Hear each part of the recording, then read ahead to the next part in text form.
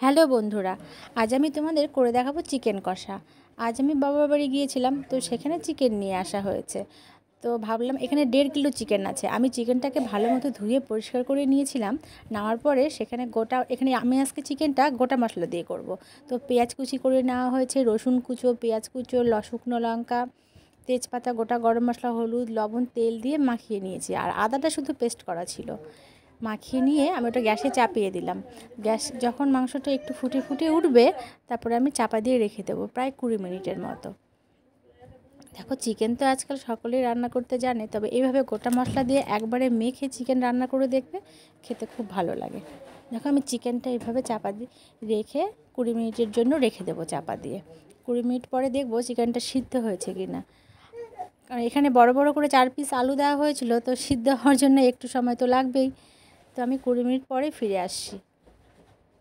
20 minute পরে আমি আসলাম, এসে আমি দেখছি যে মাংসটা সিদ্ধ হয়েছে কিনা। মাংস তো সিদ্ধ হয়ে যাবেই, কিন্তু কথা হলো এখন আলুটা সিদ্ধ হয়েছে নাকি। কিন্তু আলু মনে হলো সিদ্ধ হয়ে গেছে। তো আমি মাংসটাকে এখন কষিয়ে নেব ভালো মতো কষিয়ে নেব, যেন যখন দেখবে যে তেল ছেড়ে দিয়েছে, বুঝবে যে কষানো হয়ে গেছে। দেখো, প্রায় অনেকটা সময় ধরে কষতে হবে। চিকেনের আবার গন্ধ একটু স্মেল থাকে, যেন ওটা না থাকে। তো আমি এই যে চিকেনটা ভালো মতো করে কষিয়ে নিলাম। দেখো, চিকেন তো আজকাল সকলে রান্না করতে জানে, তবুও এইভাবে রান্না করবে। দেখো, এখন চিকেনটা রান্না হয়ে গেছে, যে কষানো হয়ে গেছে, পুরো তেল ছেড়ে দিয়েছে, লাল হয়ে গেছে। এখানে রাতে রান্না তো ঠিক আলোটার জন্য ভালো দেখা যাচ্ছে না, জাস্ট সেই জন্যই, না হলে কালারটা খুব সুন্দর এসেছিল।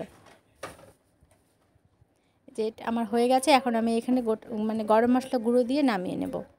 ঝোল দিয়ে দিয়েছি। এখানে গরম জলটা আমি ইউজ করেছি, তোমরা চাইলে ঠান্ডা জলও করতে পারো, কিন্তু গরম জল দিলে মাংসের কালার খুব ভালো আসে। যে এটা হলো আমার মাংসের লুক, একদম ফিনিশিং লুক। তোমরা এইভাবে করে খাবে, আর করে কমেন্টে আমাকে জানাবে কেমন হয়েছে। Bye bye.